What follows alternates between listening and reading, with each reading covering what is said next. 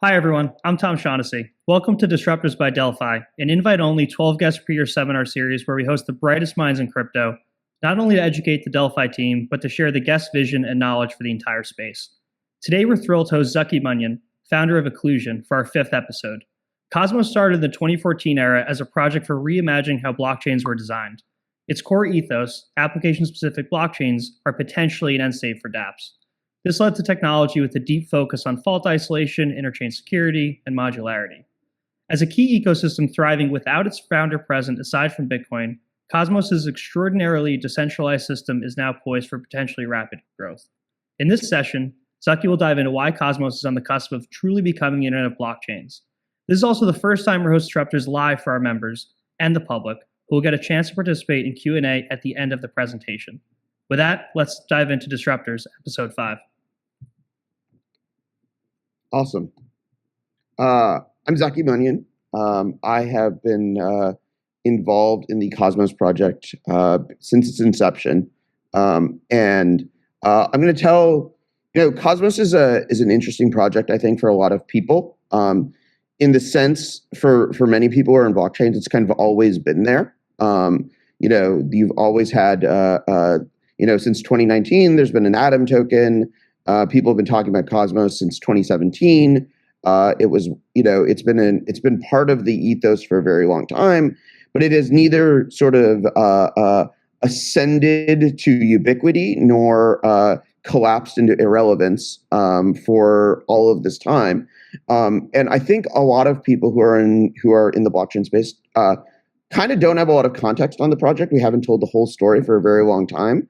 And so this is kind of a unique opportunity to come back, tell a little bit of the story of Cosmos, and sort of bring some context to like why it's suddenly become it's sort of reemerged as something that's a little bit top of mind. So with that, why don't we get started? So a big part of Cosmos is the lore. The lore of Cosmos is is sort of starts with this key thing, which is we started back before like kind of the entire cryptocurrency industry that as we know it today really existed.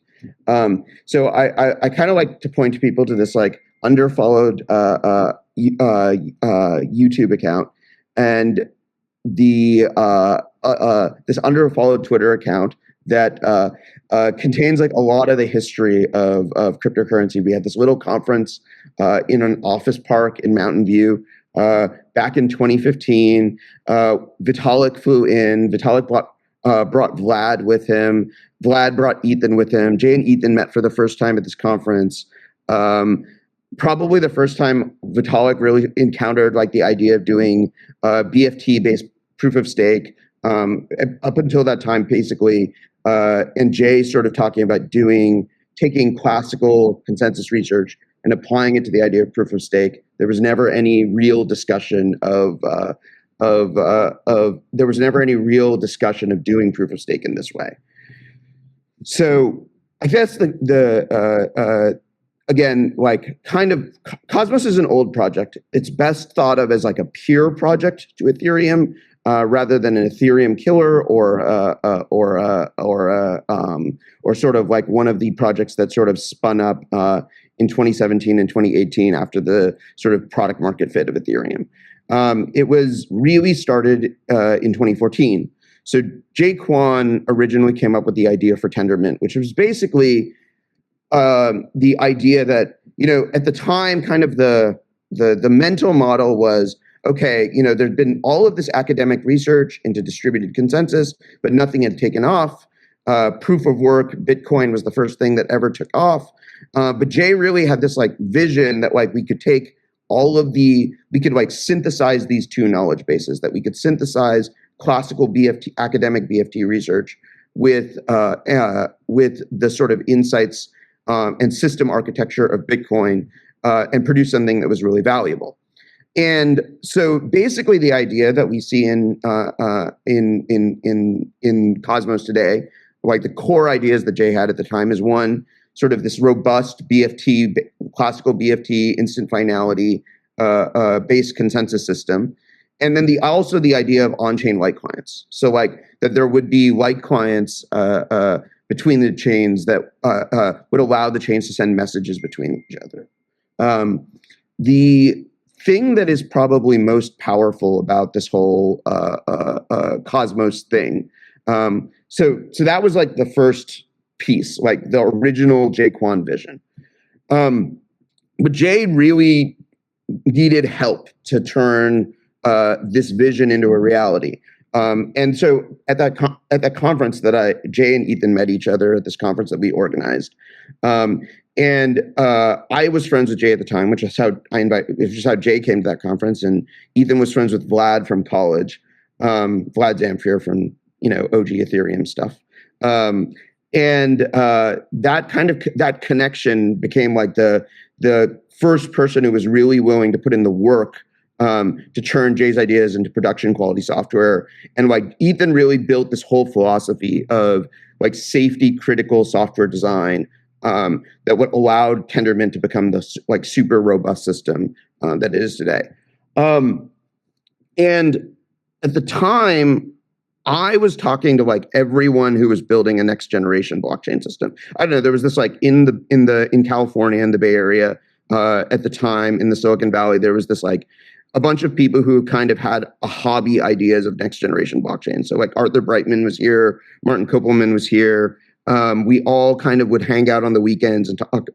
Dominic Williams was here. We would all hang out on the weekends and talk about next generation blockchains. A lot of people were trying to make sharding work. I found sharding really frustrating. I came across Mark Miller's erights.org website, and it basically described this system of mutually suspicious, so i.e. not shared security, interoperable systems. And I was like, okay, we can take Tendermint and Jay's ideas of on-chain light clients, combine it with this, and we get like a really scalable system. And if, in my mind, in my experience, the world that I live, this was the origin of Cosmos. So that was sort of the key pieces to how Cosmos sort of was originated as an idea. It was not really designed around. So at the time when we built this, there were like sort of started to imagine this. There were hardly any dApps.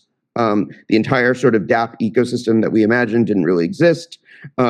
We thought, there was early smart contracts. There were ideas about DeFi. And we were like, how do we build this thing in a scalable manner?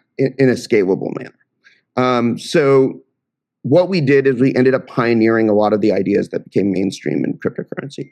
So proof of stake, slashing, delegation, IBC, the validator community, all of these things we basically had to invent from scratch in order to make Cosmos real. And that was basically the work of 2017 and 2018 to get all of these pieces out.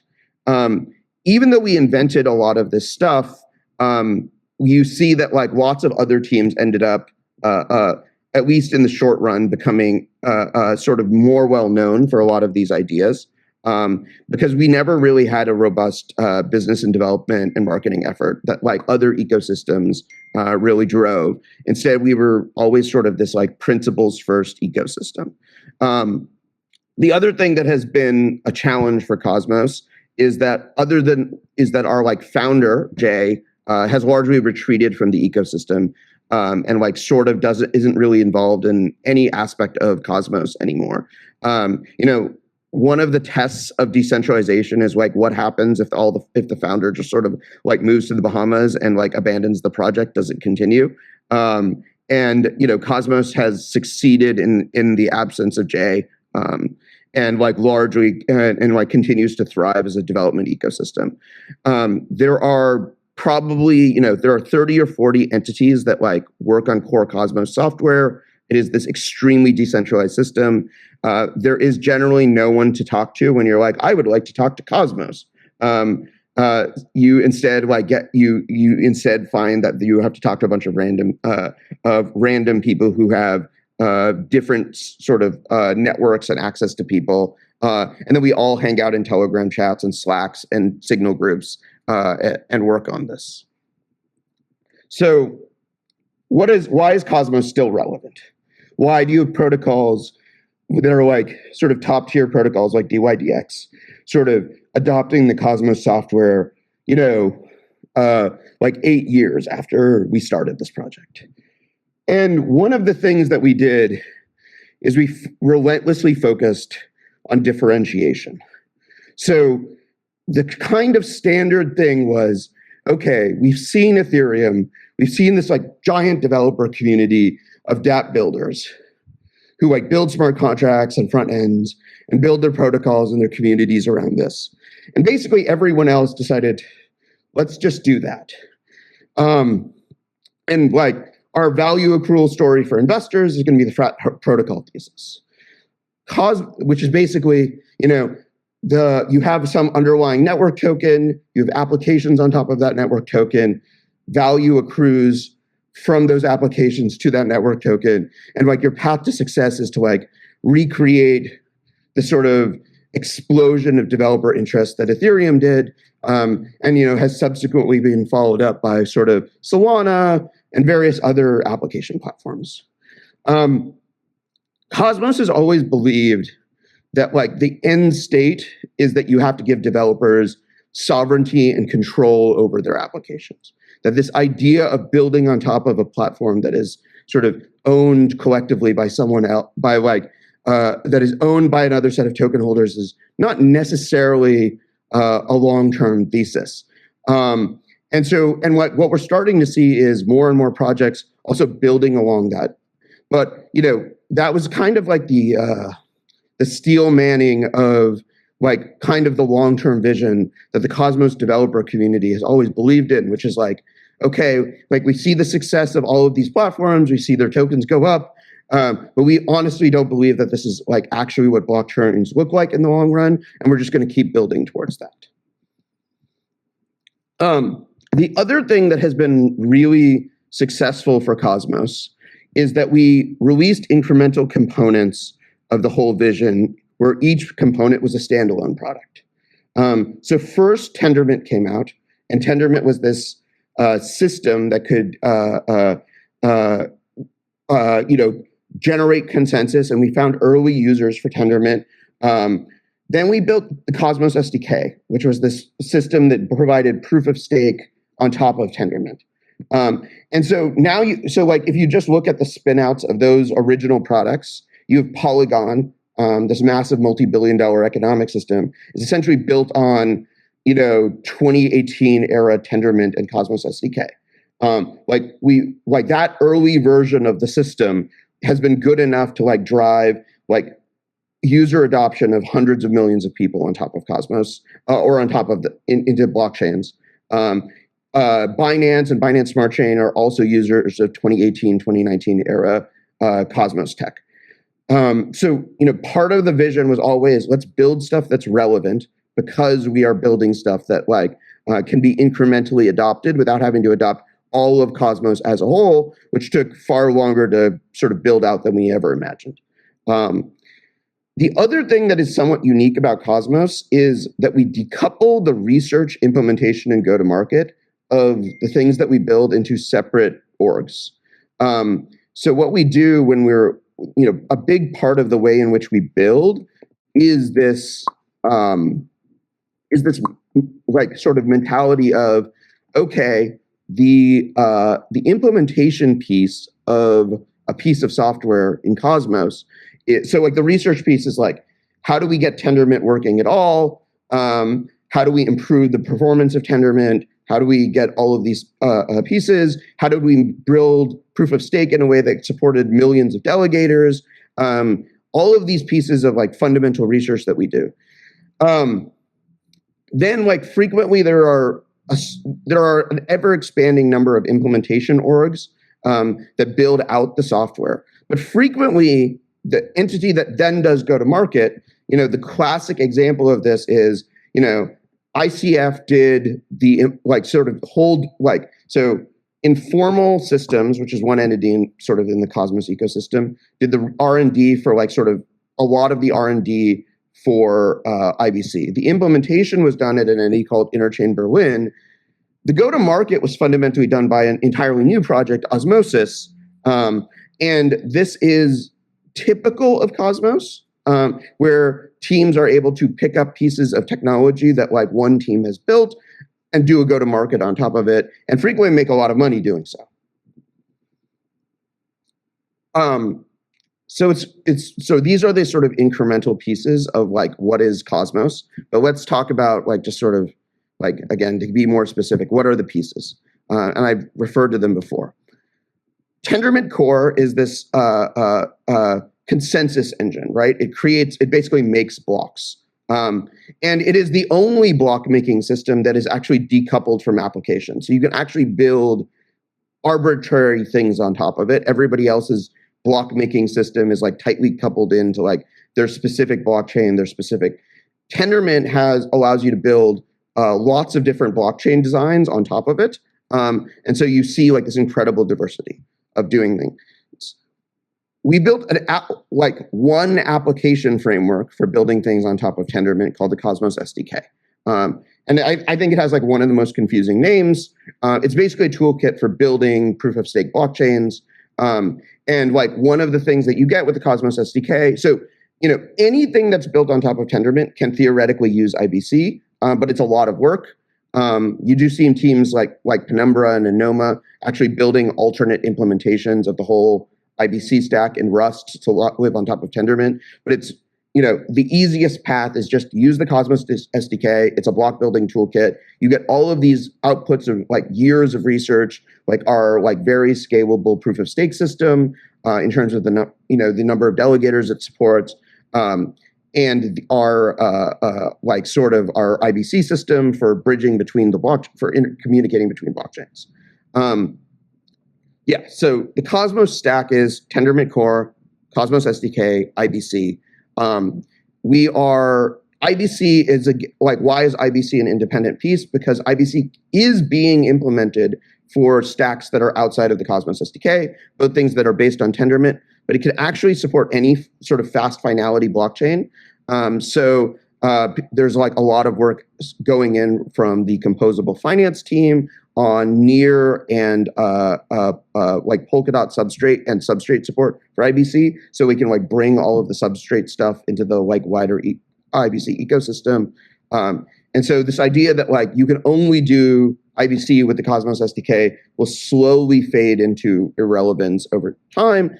There's also a team called Polymer, and Polymer is also building sort of IBC clients for beyond just the Cosmos SDK stack. So we imagine that there is this coming world in which most roll-up frameworks, most blockchain building frameworks, most blockchain building SDKs will be out there able to support IBC. Okay, so you build all this stack. Like, why? Why not just build like the most scalable L1 in the world? And the belief that we have is that the end state of dApps is an application-specific blockchain.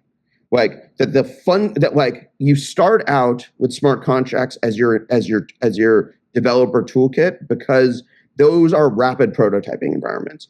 Like you can build stuff, you can get it out there, you can acquire users very quickly. You can take advantage of the network effects of existing platforms and their go-to-market to like get your dApp out there.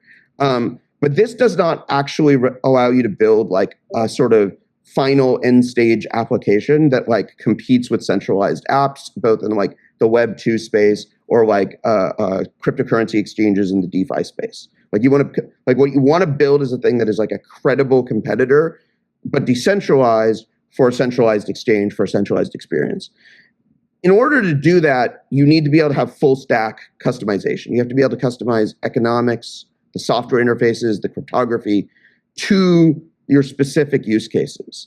The other thing is that like, while MEV is like kind of the hot topic of the day, the Cosmos community, the Cosmos devs have basically been talking about it since like 2015, 2016, as, okay, there's going to be value in the block proposer system. There's going to be value that you're going to have to figure out MEV mitigations. All of this stuff is going to require you to all of this stuff is going to require you to like if you don't have your own blockchain, you are going to leak value to the platform from the economic transactions of your dApps users. And ultimately, why would anyone want that? Like that is not the optimal that is not optimal economics. You want to like capture and internalize the MEV to your application, your token holders. That's the optimal. So why did we? So like this belief, these articles of faith have always been the motivation for the Cosmos devs to keep building this thing of application-specific blockchains, even though the sort of number of application-specific blockchains has grown much more slowly than, let's say, the number of dApps on large-scale smart contract platforms. The other piece of it that's important, though, to understand is we think that like a little bit of the DYDX story kind of validates this hypothesis, right? First, they built two versions on Ethereum L1, then they built one version or one or two versions on the Starkware L1, and now they're building on Copper Cosmos. Like that journey of we have to build our app many times, our team matures over time, we understand exactly what it is we need to develop the killer application experience. We think that pretty much drives the sort of growth and adoption of Cosmos. Tendermint BFT is the other, so Tendermint BFT, I think, continues to be our crowning achievement. That like we were able to create this like consensus system that basically legitimized proof of stakes in the eyes of many skeptics. We always felt this incredible burden when we were building Tendermint. I think that was what makes Tendermint a better and more useful product than like so many other consensus engines, because no one else felt like they had to like bear the entire burden of like convincing the world that like proof of stake could be real. That was our burden.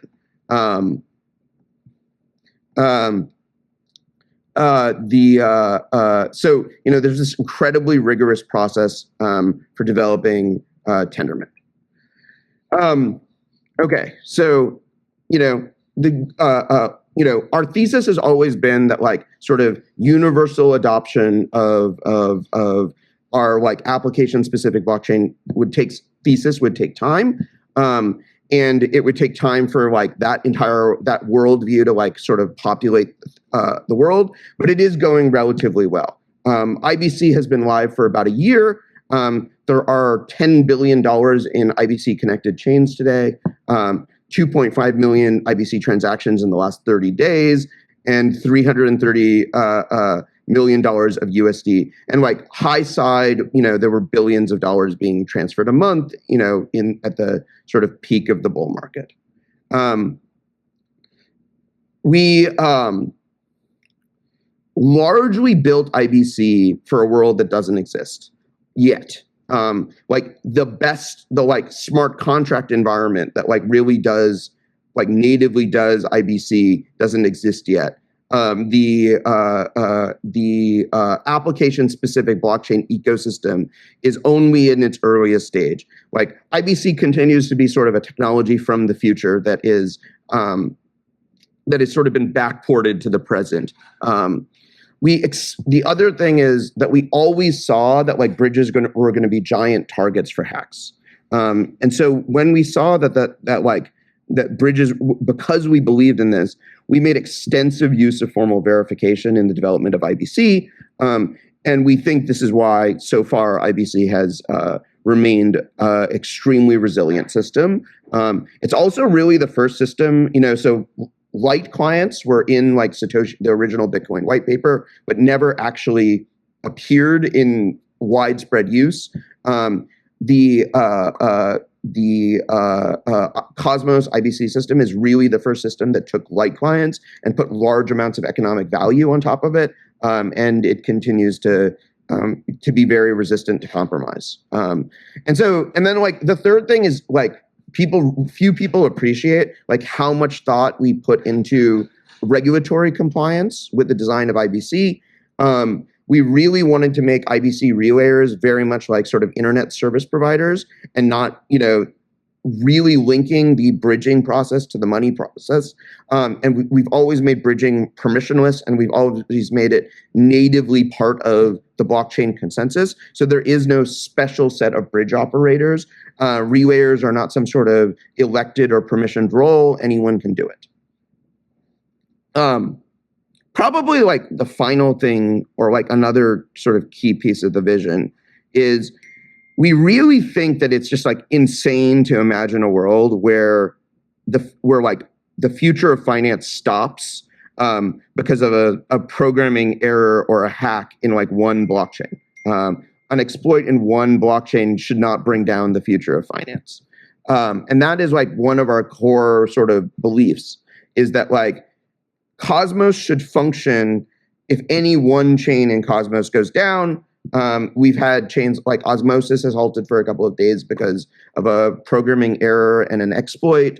You're going to see this across, like, we think that this is an inevitable part of building blockchains, and that like the internet, where, if, even if, a Google or an Amazon goes down, the internet keeps trucking along. Cosmos is designed so that, even if major blockchains in the ecosystem go down, the entire system will continue to function. So these things have been, these have all been sort of core principles to it.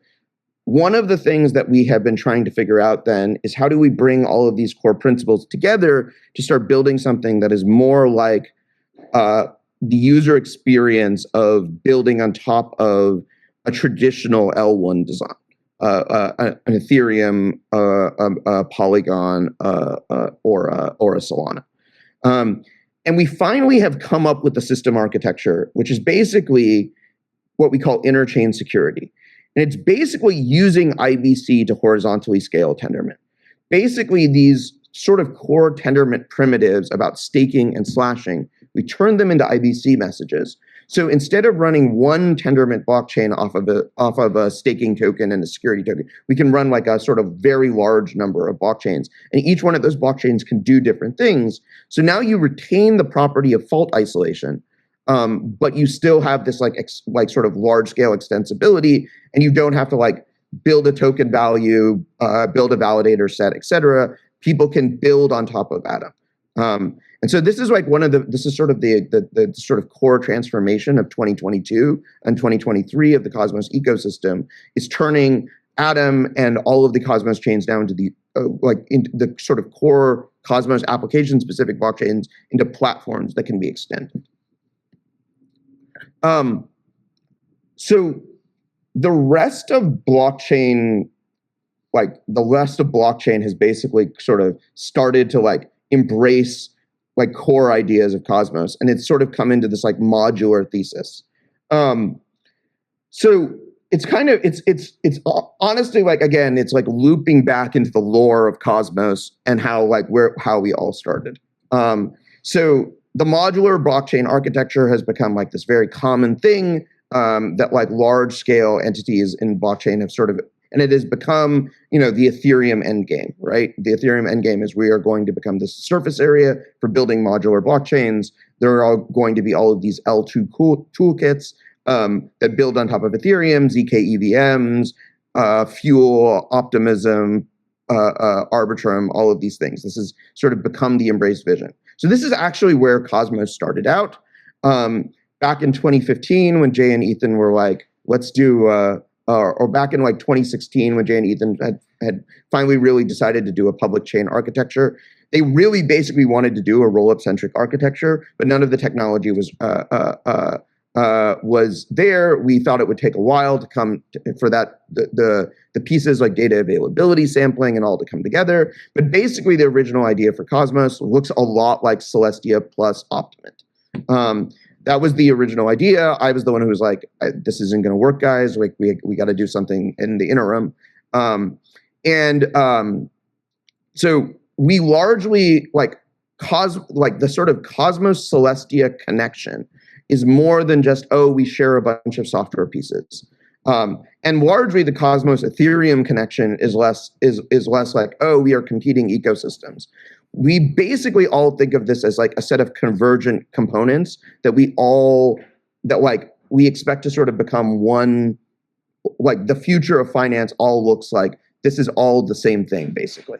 And IBC is a system that is flexible enough to not just do tendermint to tendermint or L1 to L1 bridging and connections. It's flexible enough to do roll-up settlement as well. And we have teams like Polymer and Celestia that are thinking about a lot about how IBC will be adapted to the roll-up settlement ecosystem. So this finally comes down to, okay, another big theme of what's going on right now is that we are coming back to the Cosmos Hub. Like, we launched IBC in 2021. We've seen this explosion of chains, all developing all kinds of different features, in some ways competing against the Cosmos Hub. But I do think that there's been like a rallying of the ecosystem, especially sort of post-Terra collapse, around Atom and the Cosmos Hub as kind of the future. We designed the original Cosmos white paper almost entirely focuses on the network. It doesn't really focus on like what the Cosmos Hub is supposed to do. It doesn't really focus on what Atom is supposed to do. And our sort of vision for this was essentially, once Cosmos was live, it would be up to the community to sort of design to like figure out what Atom was actually for. It's just sort of like this. It was like it's like you start out as a meme coin for the Cosmos ecosystem, and then you become something more. So when we get to Cosmoverse in Medellin in the fall, we are sort of rolling out this thing that we are tentatively calling the Atom 2.0 white paper. And it's basically designed to build a new community consensus around the role of Atom in the hub. Basically, our themes are like how liquid staking is going to impact the security budget. How do we move beyond this like sort of mechanism of how do we move beyond our current crypto economics and Atom issuance mechanisms? How do we align our ecosystem better with Atom as a token? And then this creation of like the Atom economic zone around interchain security and Atom as a platform. This is the future that we're building towards. So yeah, this is the first shot. The first time I've done like a big Cosmos overview talk in, I don't know, a couple of years. And so I hope you guys all enjoyed it. Nice, Zaki. Thank you so much, man. So how long has this journey been for you? Has it been since 2014 for you, or has it been? I mean, I have been, so like, I started, I think my first commit in the Tendermint repo was like 2014 era. Oh my God. Like definitely have been like reviewing code and talking to Jay since 2014. I have been, and then like I wrote my first check. I wrote the first check into, for like the Atom fundraise for like to create Atom, 2016 was the first money in. 2017, I was like maybe like a quarter time working on the project. 2018, I was full time on the project. And I do a lot of things now, like sort of exist at scale, but like, I'm like, the other thing about Cosmos is it is this weird dysfunctional family, much more than it is a startup. It is definitely not a startup company. It's a weird dysfunctional family. Everybody fights, everybody quits. No one actually ever leaves. Everybody's just all in the same, we've been in the same chats, like trying to make this whole thing work for a very long time. I think one of the things that like, again, is like difficult to get onboarded into, but like once you get onboarded into is just like the social layer of Cosmos is like really powerful, and it's just like impossible to quit. So, I mean, you've been here for a long time. You're clearly not here for the money anymore. You're here for like the love of the game, to build Cosmos. But I don't know, what would give you like freedom to leave? Like, when would you be so happy with what you've built that you're like, Cosmos is good, I could pull a J now? I'll be like, honestly, I've seen that future, which is the future of like, you go and you meet all the NFT kids and they're like, we don't really care about your consensus algorithms, or like we're grateful that like all of this exists, but like we don't care. Like, thank you for making these things, but please go away, old man. And so this is the future that I have been like. I also imagine that like blockchains, like I think the core blockchain infrastructure is like maybe on the order of 5 years away from just being like in an acceptable state. There's still a bunch of things that don't really work well enough from my point of view that aren't really acceptable in their current state. Like smart contract languages still suck. Like trying to get this modular thesis out the door. The bridge, like IBC exists, but the bridges that most people use are terrible. There's like a lot of pieces that are still part of like kind of like what I view as like sort of the work of the last decade that need to be sort of like finally landed. And then I'll go do some I used to do biotech before I got into cryptocurrencies, before I got sucked out of the blockchain rabbit hole. And I think you're going to be here for a while, Zaki. I don't think you're going anywhere. Maybe Balaji and I can make our like FDA free country, and like I can get back to biotech. I'm happy to be a part of that if it rolls out. I mean, so just to go into your presentation a bit, I mean, you mentioned the end game as application-specific blockchains. I think that that's kind of a revelation for the majority of the space as a strong potential architecture of the future. And I know you guys have been working on this for a long time, but could you kind of walk us through some specifics? Like, why does an application want full sovereignty? Why do they want full control over the technicals? Like, why does that stuff matter? Let's give you let's like break down a couple of different examples of why this is compelling. Okay. So a little bit, I'm not entirely speaking for DYDX, but I understand why their architecture matters, right? So they went to the Ethereum, they built on top of the excellent Starkware, thing, which gave them this very scalable architecture, great user experience, $1 billion+ frequently in daily volume, clearly a great success. But they're like, we can't decentralize the system because Starkware is just the settlement system. It's essentially this like state verification and bridging system, and it doesn't have any mechanisms for like decentralizing the proposer architecture. And then when you say, okay, we want to be decentralized, so like why can't we use a Solana? Why can't we use any of the why couldn't the DYDX of the future be built on top of that?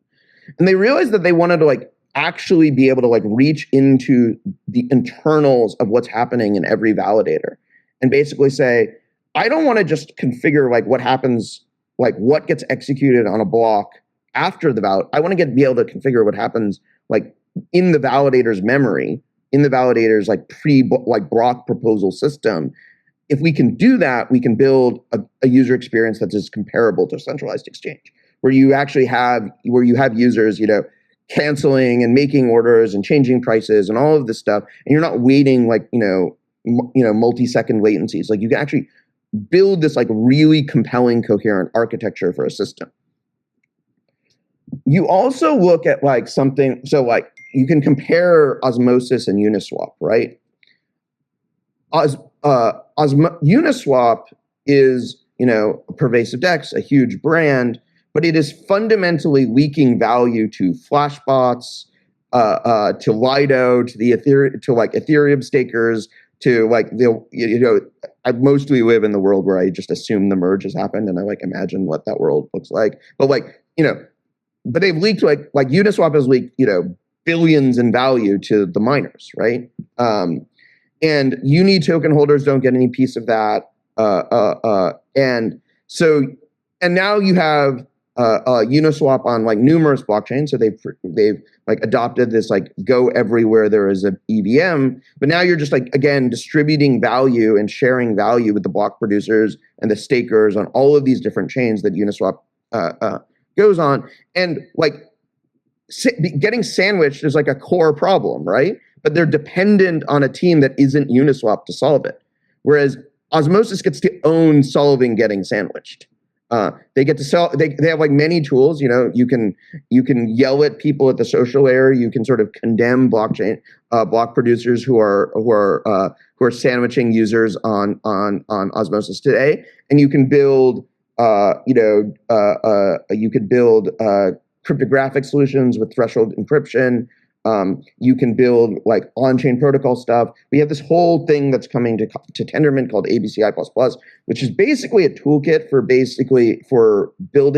allowing any application-specific blockchain to build their own MEV mitigation solutions into their protocol. And so, yeah, I think this is the fundamental question. It's like, what is at the end of the day the like root problem of a Uniswap is the fact that they don't control their own block space and that they have to like wait for solutions from the Ethereum core devs for their core user experience problems.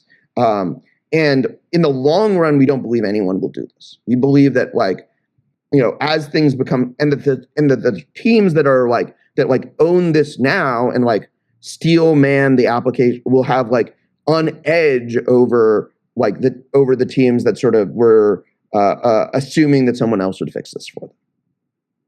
No, that's super interesting, Zaki. So is it safe to say that, in your opinion, the reason for app-specific blockchains and sovereignty, all roads lead to MEV mitigation? Or do you think there's other reasons for doing so? All roads in blockchain lead to MEV. Nice. Like the central fundamental question of blockchains is, can we manage MEV in a way that keeps block production decentralized? And can we, because like, you see people, you see the policy wonks on Twitter, all, some of them screaming for like, MEV regulation. If we got to regulate our way out of MEV, like the whole blockchain thing was pointless.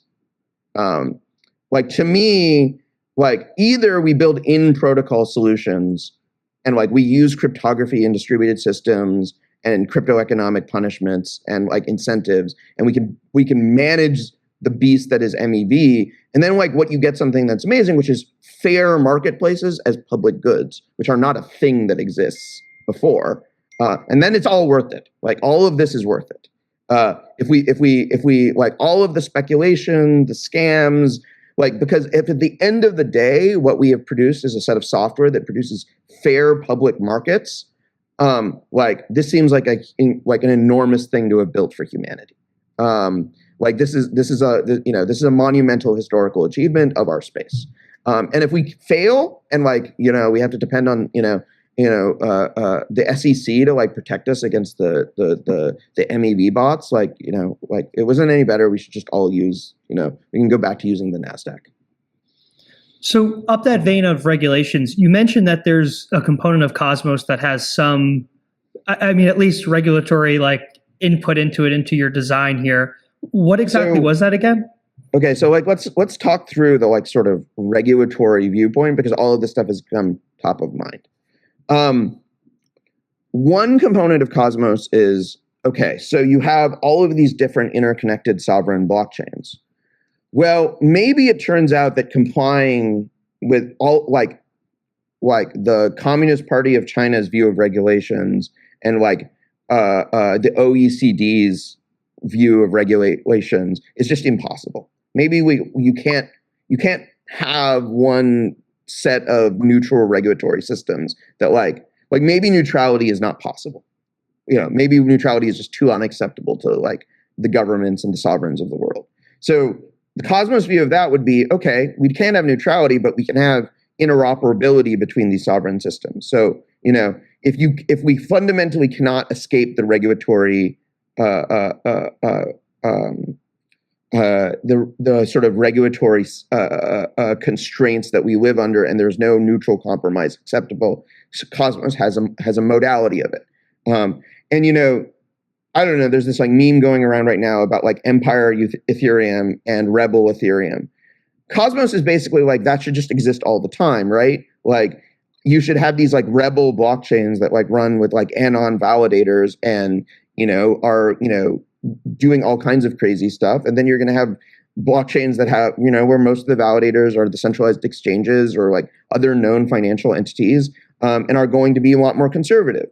So that's like one component of our sort of regulatory philosophy that we've manifested.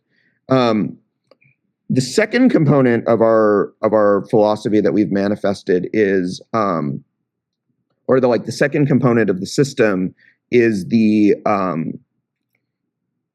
other component of the system is we tried to make bridging, because we think bridging is like we think regulation, like you've already seen this, right? Like bridges were going to, like, it was always inevitable. It was obvious for years that bridges were going to get hacked. So like, why did, what was the regulatory for exchange regulation? Like first exchanges get hacked.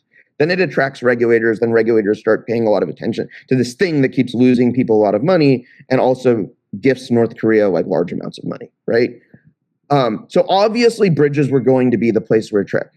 And like the whole point of IBC is we made bridging inherent to the idea of a blockchain, right? Like you can't really separate, there isn't some special bridge functionality. Like just every Cosmos chain comes with bridging built in. And so there is this like, it would be tough without sort of banning the idea of blockchains to take the Cosmos stack and say, okay, we're going to regulate bridging. And so that's why we've always sort of built the system sort of with a view. I mean, like this is not intended to be an attack on the Ethereum view of this, which is this like social slashing piece, but this is an alternate way of achieving a blockchain ecosystem that can exist in the real world regulatory environment without like, while preserving the values of censorship resistance and economic freedom and the ability to like sort of exit these systems. And we think this is a plausible way of doing it. Nice. No, that's fair. The regulatory side is always confusing and a bit of a delayed moving target. But I wanted to go back to the idea of Cosmos and interchain security. So I had a good question from Ceteris from Delphi, who wrote a Cosmos report recently, which I recommend people check out. But one of his questions was that interchain security is a clear bootstrapper for new apps, and it's a value driver for the hub. But why would a successful app continue to pay security to the hub when it becomes successful? It seems like sort of adverse selection where a successful consumer chain takes off, and once they've reached product market fit, it's kind of like a less reason to stay. I guess, what are your thoughts there? Yeah, so, okay. One component of it, there's a couple of views of this. One component of this is, okay, like what logically belongs in like the interchain secured zone is a set of sort of things that are almost on the scale of being public goods. There's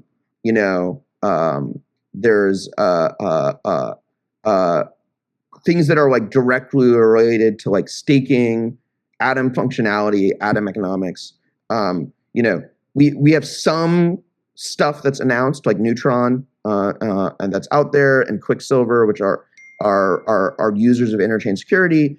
And like you see, I think the story of long-term alignment there is like really strong, because they want to kind of, if you're building a liquid staking solution, you want to sort of gravitate to like your point of origin for the whole staking system. And Neutron also has this like sort of staking driven beginning, like sort of origin of its economics, but like wants to be like a larger sort of Atom related economic area.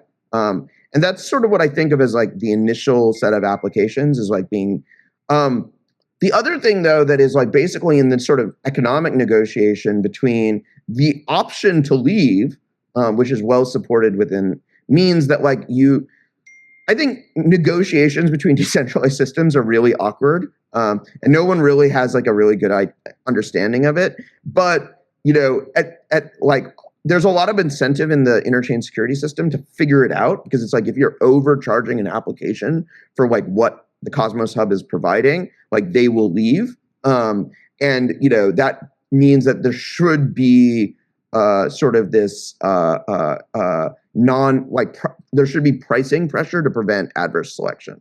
And because IBC is available to everyone, and is not tied to like being part of interchain security, you are not, again, we're not trying to like take like one really powerful network effect and tie it to like the weaker network effect of interchain security. And honestly, so like, I mean, I have long been an interchain security skeptic.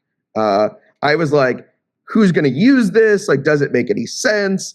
Like most of the reason why I've been doing like interchain security BD is mostly because Yelena is amazing. And like, Yelena has basically been leading the charge on interchain security over it, and like I really like working with Yelena, so I like literally go out and like have been like shilling interchain security. The thing that has shocked me is like that like how big demand has been. Like it has just been like really like unbelievably like much more than I anticipated. It's like kind of like I think the term that has come out from David at Galileo is induced demand, but like honestly, it's like no one really knew that they wanted this thing, and then like as they've seen it come together, suddenly more and more like large players have been like, oh, I can see launching a product in the interchain security, and we already have. I do think that like P2P Validator is like an amazing vendor. Quicksilver is an amazing vendor. Like we're getting like really top quality talent, and this comes back to like one of the things that has been a change in Cosmos in 2020. And in 2020, we like went on the strategy for the Cosmos Hub. We're like, we need to build these features like the Gravity Dex and the Gravity Bridge, and we need to pick a vendor and invest in that vendor. This was like a total failure where we like selected like the second or third tier vendor for like every single thing, and someone else in the Cosmos ecosystem like has beat them in the market, and like everybody working on the Cosmos Hub looked like an idiot. And what has been a big success now is that like we have core teams like iqlusion building the liquid staking protocol, Informal building interchain security, but like then like they're not building, Informal's not building the next 10 applications on top of interchain security. We've instead like created like we defined like the shape of a thing, and then we're like other vendors can plug in here, and now we've attracted like top tier teams to build on top of the Cosmos Hub, whereas before we were like sort of adverse selecting, and everybody's like, I can go raise more money and like build my own zone, and like why would I want to give anything to Atom? And so I think we are starting to figure out like what the economics should be to like attract top quality talent to the like Atom ecosystem, and to other Cosmos ecosystems that like we had not gotten right in last year basically.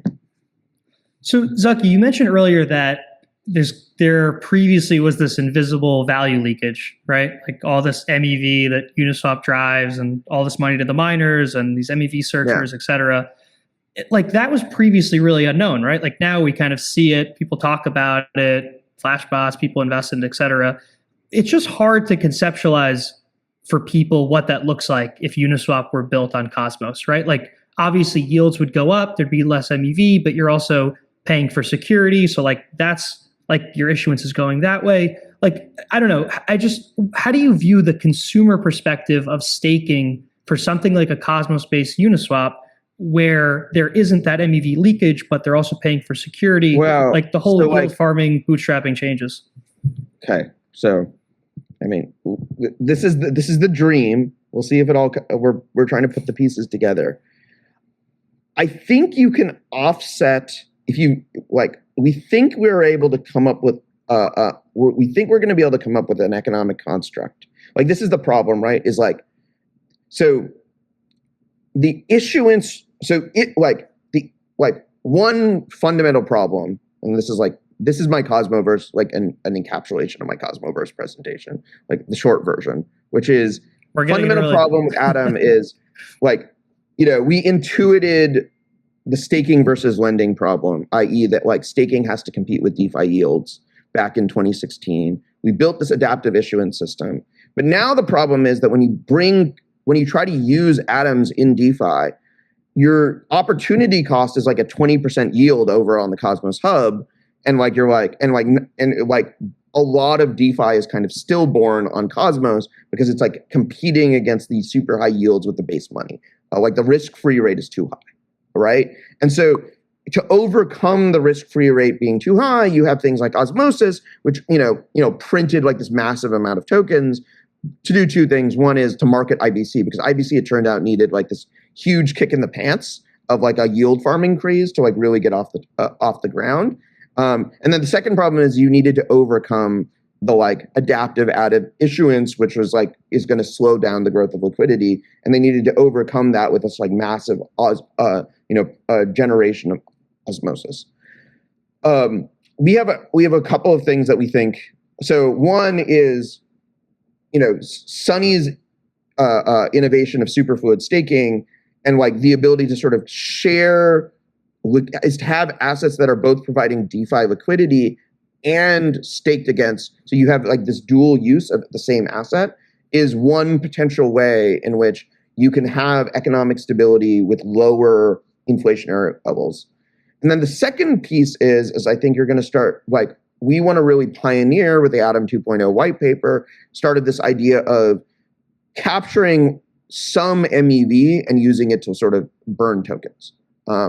And so, yes, in order for all of this to work, we have to figure out the next generation of proof of stake, which is lower staking yields, spending less inflation on the security budget, trying to get to essentially, eventually, like, first moving, and so these things are a little bit not entirely fleshed out. I've got like 6 weeks to do, and not just me, like Sam and like lots of people, lots of really smart people on our team are working on this.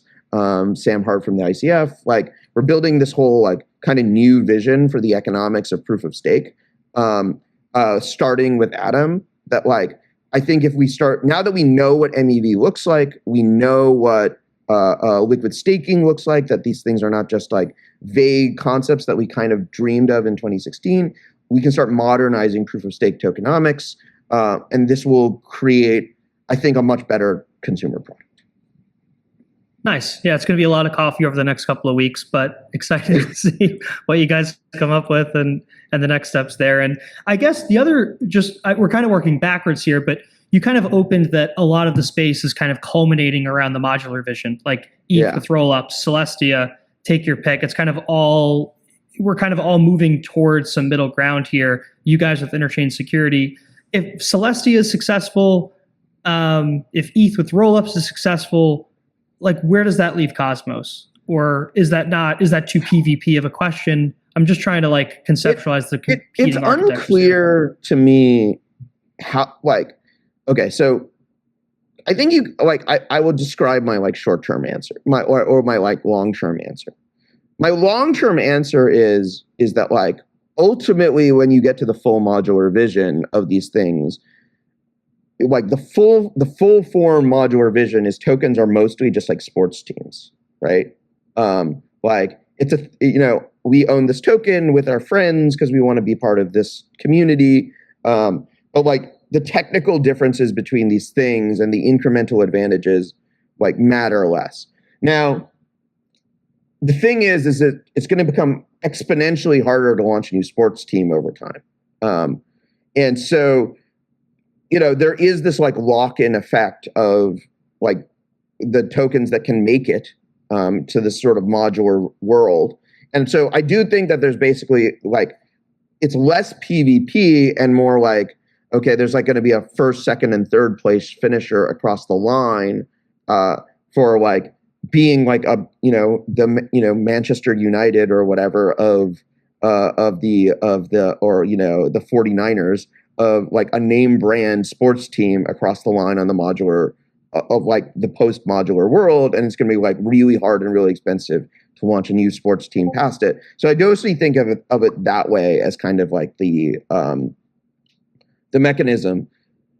The other thing though, that I think the biggest thing that should be is somewhat concerning, I think, for Ethereum is getting a lot of things right with their sort of pursuit of the end game. The thing that worries me the most is like one of the things that was like a challenge again, like part of the DYDX story is, well, they like went to all of the L2s and all the L2s are like basically single companies.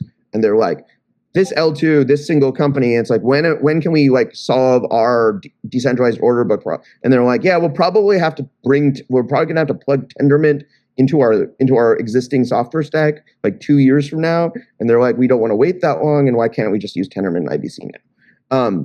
And like, I do think that like the thing that about the way Cosmos is being built is like we're going down the modular vision in this like crazy dev collective way where like, the Atom fundraiser participants kind of and like Atom holders today are like sustaining these creation of all these public goods that like feed back into value around the Cosmos ecosystem.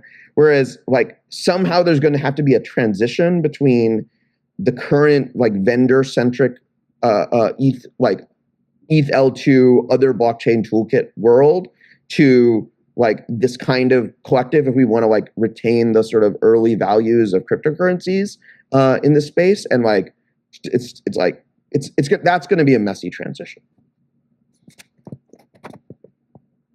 Yeah, no, it is getting interesting. It sounds like we're all kind of culminating in the same direction. And I guess a technical question we had from Alex Shedevani on our team was, I guess longer term, do you think apps will opt into V2, which is the partial validator set, versus V1, which is the full validator set for ICS?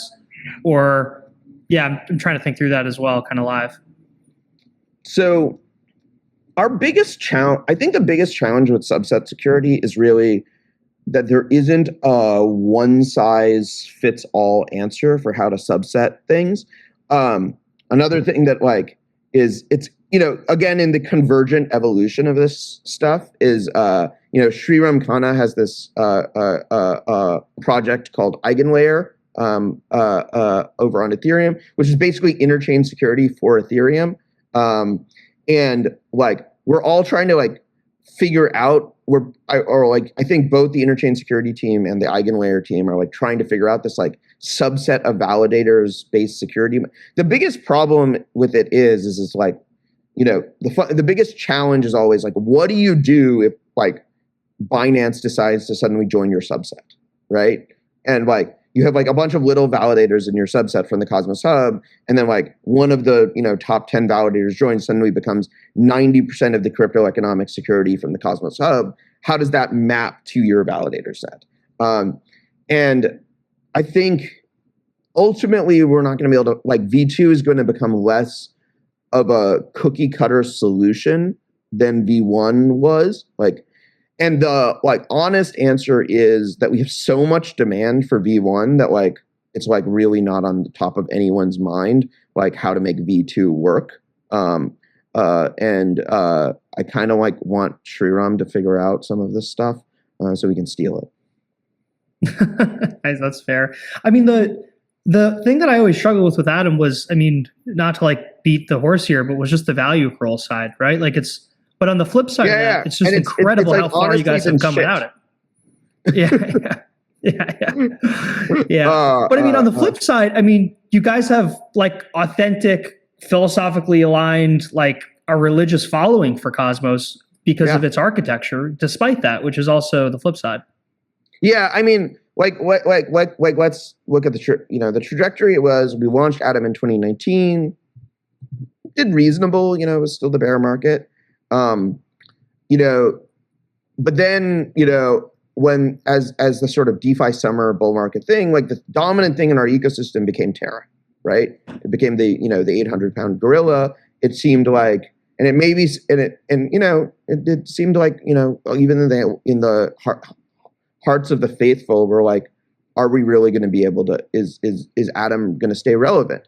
One thing that I think is honestly cool about Cosmos is that like, Atom could fail and Cosmos could still succeed, which I think is cool and not something that very many, like basically no other blockchain ecosystem has, right?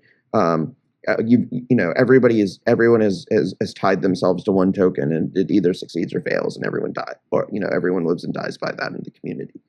But the Atom value accrual needed a lot of improvement, and the pieces to do that have been coming together in the chaotic way that they come together in chaotic way everything comes together in Cosmos.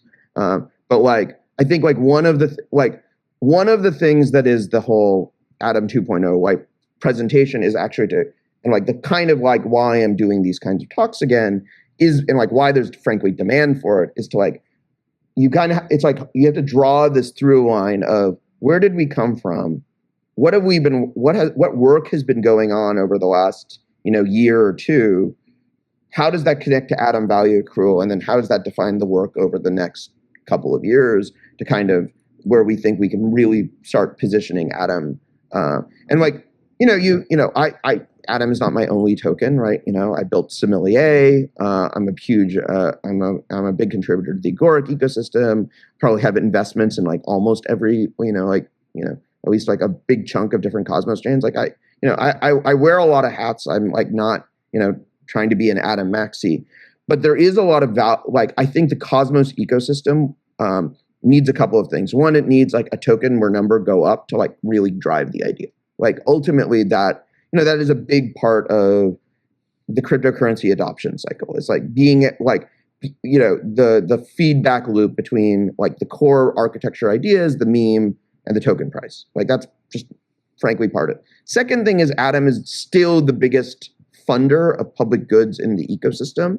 Like if we want this technological vision, like we are trying to, we have a thing called the Cosmos Builders Foundation, where we're trying to bring more value together from all of the, bring more coordinated public goods funding now from like all of the different ecosystem treasuries that are out there. And that's part of the work, but like still Atom is the thing. And also Atom is the most accessible asset. It's the one that's listed on the most centralized exchanges. So like, these are all reasons why I think the success of Atom is a winner for everyone in Cosmos. And so like why we shouldn't really give up on Atom and just like sort of let it fade out into the sunset, having, done its job of giving birth to Cosmos. I think there's still frankly a lot of work for Atom to do. And so I think it is worth my time to try and get Atom value accrual fixed. It's got to be annoying for you. You're like building as a dev and people only care about number go up. It's like such a distraction. Honestly, I don't know. I like being a cryptocurrency dev. I knew what I was getting into. Yeah, that's fair. So I have a technical spicy question for you that I'm not sure I 90 or 100% understand, but I'm going to lob this your way.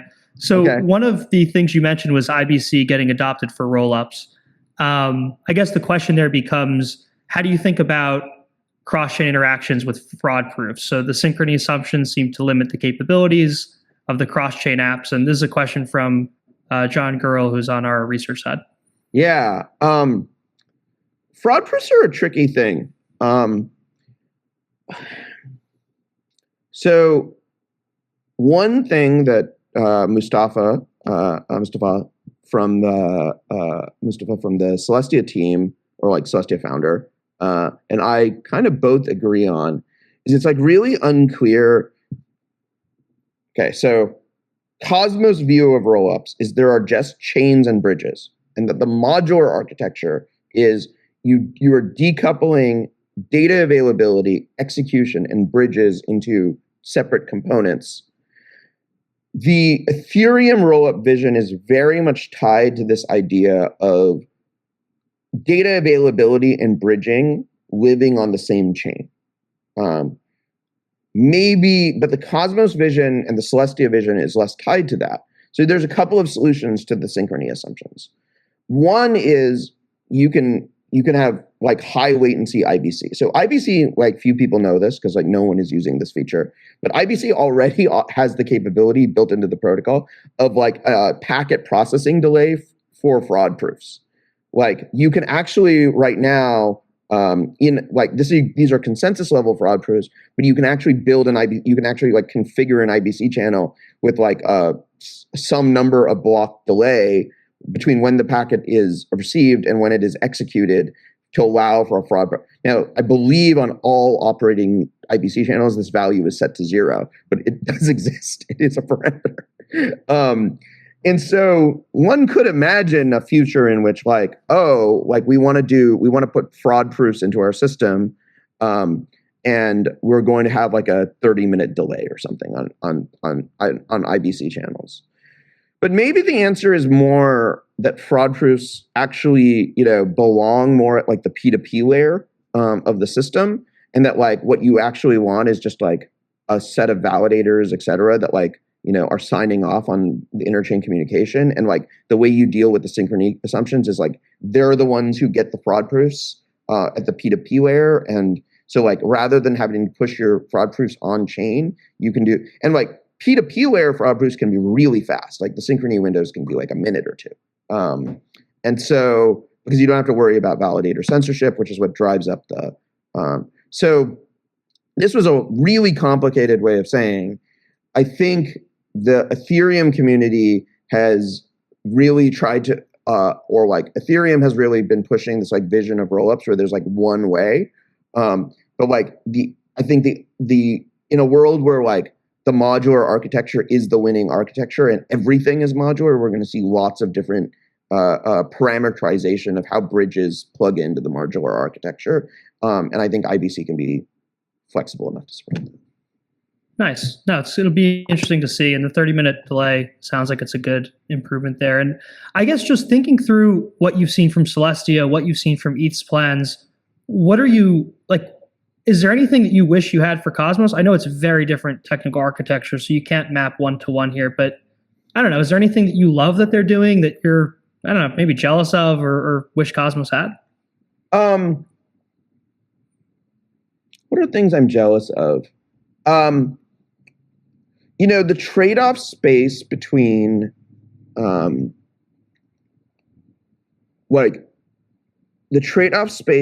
like fast finality, like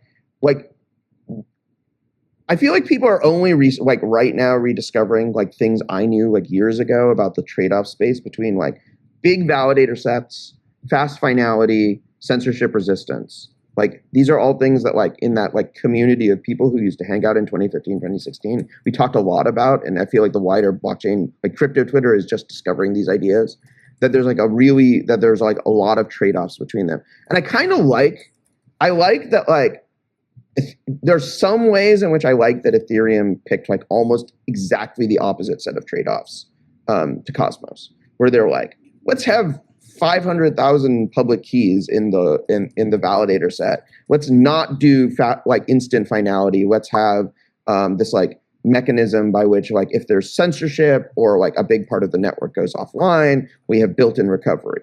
Now, the downside, like what are the trade-offs? Why did we not pick all of these things? Like one is you have super big validator sets. It makes light clients on this on-chain light client vision a lot harder. Like there are people who are trying to solve this as a research problem, but it's like a lot harder with hundreds of thousands to like build on-chain light clients. It's a lot harder, if you have like for IBC and finality, we need we can't have the bridges cannot automatically recover. Like the IBC clients cannot automatically recover from any situation in which 2/3 of the one-third of the validator set has gone offline. Like there are sort of impossibility results in consensus where you can't have automated recovery for these things. And so we were like, we picked opposite trade-offs. But I like that this thing exists that picks trade-offs. I think the things that I like, wish they had listened to me on is like I was like, guys, delegation and liquid staking are inevitable. It was obvious in 2019. Why did you not design for it? I told you that like this was inevitable. And like you decided to fight it all the way and still lost because you can't fight economics. So that has definitely been annoyance. I also think, it's like, the fixed slot size on Ethereum where you have these 32 ETH slots. And so you have these like are more public keys than like you're getting value from because like you don't actually have 300,000 logical entities. You have far fewer. And so maybe that's not exactly the optimal place in the trade-off space. But on the whole, like really happy that like all of this stuff happens. On the Solana side, I think that it's like so exciting to see parallel execution running in the real world. A lot of people had hypothesized about whether or not parallel execution was going to really be useful, or like everything. And like I think the jury is still out about how much of a win parallel execution is on Solana. But I'm really glad that exists. And so yeah, I mean, it's like with Cosmos, we have never been able to make all possible choices. So I'm like really glad that we have different blockchain communities making different technical choices, and like we get to actually compare and contrast.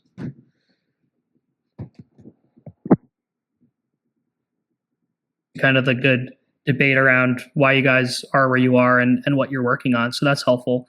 And Zaki, last question for you.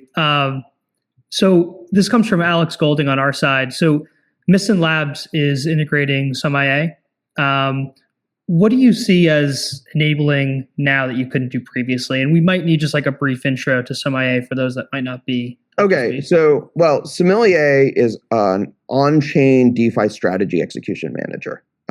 So, we this is mostly an Atom talk, but like I had given an equally long and complicated talk about Sommelier. It's a live protocol. Right now it's managing Aave vaults, but we have a lot more strategies coming. It is primarily focused on Ethereum DeFi right now.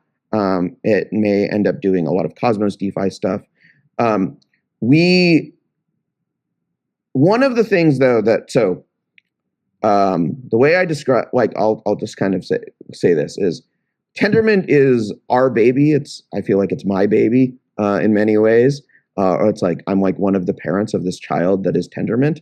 But sometimes there are parts of the baby that are ugly. And like two things about Tendermint that I hate the most and that I think are the ugliest parts of the baby are the way the mempool works on Tendermint. Like what actually happens between when you submit a transaction and it gets in a block is like an incredibly stupid system in my personal opinion. And the other piece is the block propagation algorithm that Jay came up with was actually kind of okay for 2015, 2016, but has not really weathered the test of time. So one of the things that we have done is we have partnered with Miston Labs about to integrate their Narwhal system, which is their next generation transaction processing and block propagation system, into Tendermint. And we should have a demo of that relatively shortly that we can like do a bunch of like have a little party about. There's a long way between that demo and like a full production implementation and a lot of tricky technical trade-offs. And I find like what Miston is doing on the consensus system trade-off space completely fascinating. But like the one of the easiest ways in which we could kind of take the latest and greatest of non-Cosmos R&D and plug it into the time-tested nature of Tendermint is to take the sort of ugliest parts of the baby and like kind of make a Frankenstein monster. That a designer baby. A designer baby, exactly.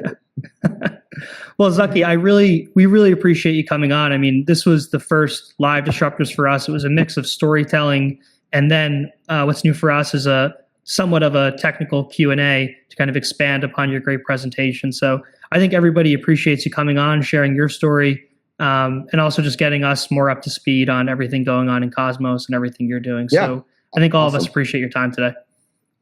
Yeah, this was great. Thank you for the opportunity. Thanks so much, Zaki.